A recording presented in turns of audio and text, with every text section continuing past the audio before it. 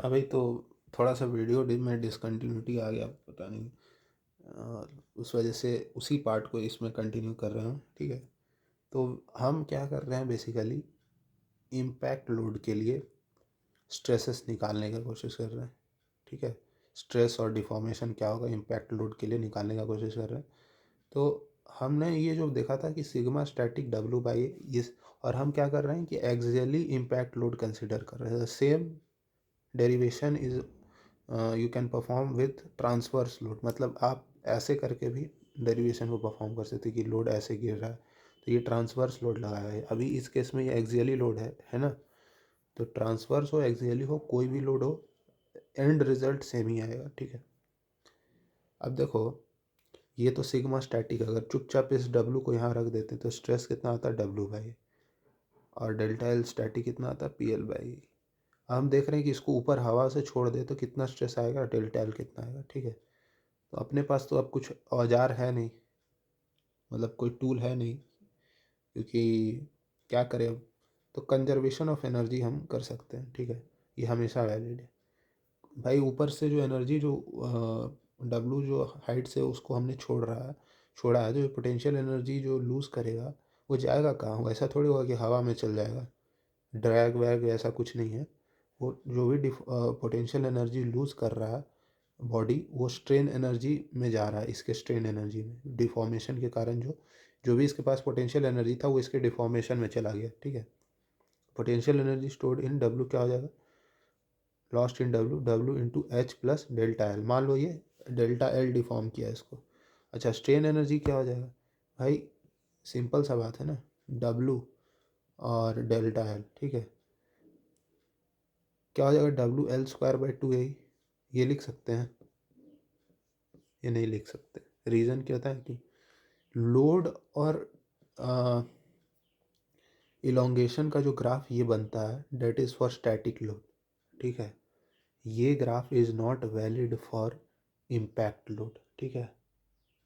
और यहीं से ये आता है, डब्लू मानोगे इसको, पी को लोड को डब्लू मानोगे, इसका एरिया क्या आ जाएगा, half W into delta L. Delta L क्या हो जाएगा, W L by A he.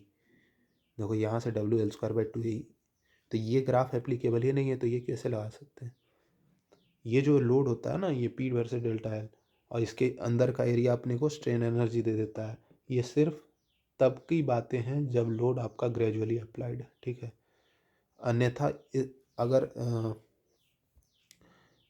Impact load है तो उस केस में बाकी ये ग्राफ हमेशा वैलिड है। जो हुक्स लॉ होता है ना, सिग्मा वर्सेस एप्सिलॉन का, ये Hooke's law up to elastic limit it is proportional to epsilon, sigma stress is proportional to, और इसके अंदर का एरिया मेरे को strain energy per unit volume देता है। तो यहाँ से हम कैलकुलेट करेंगे, ठीक है। हाफ सिग्मा एप्सिलॉन क्या हो जाएगा, sigma by E, sigma square by to epsilon, ठीक है। और ये तो strain energy per unit volume हुआ, इनटू वॉल्यूम भी करना पड़ेगा, वॉल्यूम हो जाएगा ए एल, ठीक है। एरिया इंटू लेंथ, इसका एरिया ए है, यंग्स इलास्टिसिटी कांस्टेंट ई है, ठीक है, मॉडुलस ऑफ इलास्टिसिटी। अब यहाँ से हम कैलकुलेशन करेंगे स्ट्रेन एनर्जी, ठीक है। याद रखना ये चीज़, लोड और डिफ्लेक्शन का ग्राफ स्ट्रेट लाइन तभी होता है और उसके अंदर का एरिया स्ट्रेन एनर्जी तभी देता है जब वो ग्रेजुअली अप्लाइड हो। Sigma square by two E into A L, ठीक है, is equal to W into H plus. ये तो हमारा एक इक्वेशन बन गया। दूसरा इक्वेशन हम कहाँ से लाएंगे, हुक्स लॉ से लाएंगे।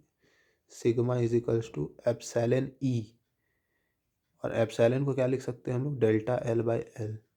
हम डेल्टा एल का वैल्यू को सिग्मा के टर्म्स में क्या लिख सकते हैं, delta L equals to sigma L by E, और ये वैल्यू उठा के अपन यहाँ रख देते हैं तो ये आ जाएगा sigma square by two E A L minus का W H minus W sigma L by E. देखो ये सिग्मा में एक क्वाड्रेटिक इक्वेशन बन गया, इसके दो रूट्स आएंगे। एक निगेटिव रूट आएगा, उसको कंसिडर नहीं करेंगे। जो पॉजिटिव रूट आता है वो मैं लिखता हूँ यहाँ पे।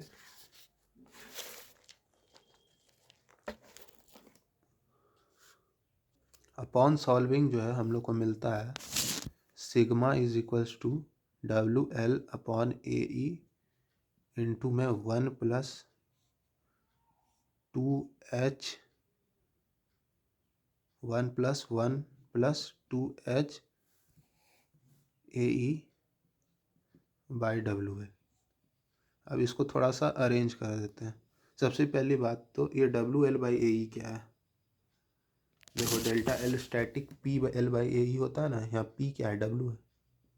और सिग्मा स्टैटिक क्या है? W by A। यहाँ से WL बाई A को हम लोग डेल्टा L स्टैटिक लिख देते हैं। एक मिनट सॉरी।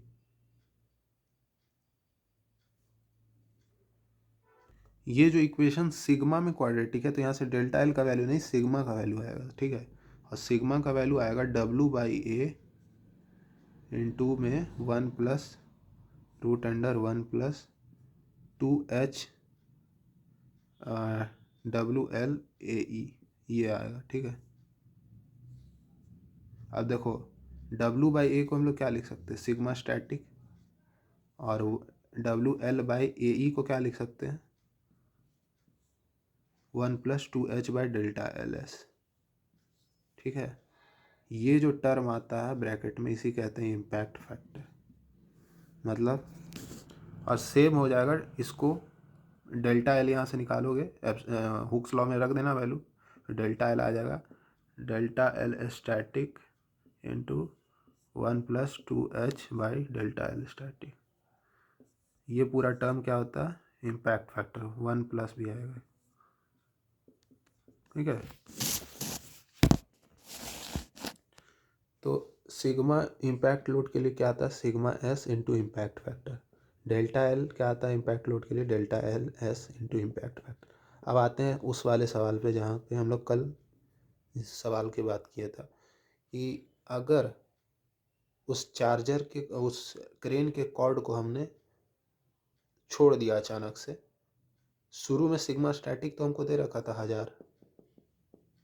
अब सिग्मा फॉर सडनली अप्लाइड का केस था ना। सडनली अप्लाइड केस में क्या होगा भाई? सडनली अप्लाइड केस में ये होगा कि H 0 हो जाएगा, बाद बाकी कहानी तो वही है। वहीं स्ट्रेन एनर्जी मेथड लगाओगे, वही चीज़ लगाओगे, बस H का वैल्यू को 0 रखते जाना है, ठीक है। यहाँ क्वाड्रेटिक इक्वेशन में H का वैल्यू 0 आ जाएगा, ठीक है। तो ये जो इम्पैक्ट फैक्टर जो है sigma is equal to sigma S into 1 plus root under 1 plus 2H by delta LS। ये देखो ये H का वैल्यू 0 हो जाएगा, बाद बाकी सब चीज़ तो सेम ही रहेगा ना। यहाँ से आ जाएगा sigma is equal to sigma S into 2, 1 plus 1 2 हो जाएगा। तो for suddenly applied load sigma will be twice of sigma static. तो यहाँ से आ जाता है अपना 2 इंटू 1000, मुझे कल पूछा था मैंने, उसका आंसर। और लॉजिक विथ लॉजिक ये इम्पैक्ट, अरे भाई सब चीज़ सेम रहेगा, जितना उसके लिए भी यही डेरिवेशन परफॉर्म करेगा, बस यहाँ H के जगह 0 रखेंगे। तो जब H की जगह 0 रखेंगे यानी जो इससे रिजल्ट आया है ये जनरल रिजल्ट है, ठीक है। इसमें जस्ट H की जगह 0 रख दो तो आपको इम्पैक्ट ये सडनली अप्लाइड का आपको मिल जाएगा, ठीक है। तो यहाँ H की जगह 0 रख दो तो sigma equal to 2 time sigma S, और सिग्मा S हमने दिया था 1000। ये लॉजिक था उसके पीछे का। और जैसे हमने एक्सियल लोड के लिए डिराइव किया, सेम रिजल्ट ये जो है ट्रांसवर्स लोड के लिए भी एप्लीकेबल है। अगर कोई बॉडी ऐसे है और उस पर W लोड ऐसे फेंक रहे हैं तो भी ये रिजल्ट वैलिड है। ऐसा नहीं कि एक्सियल के लिए डिराइव किया तो उसके लिए नहीं। तो यही था इस वीडियो में।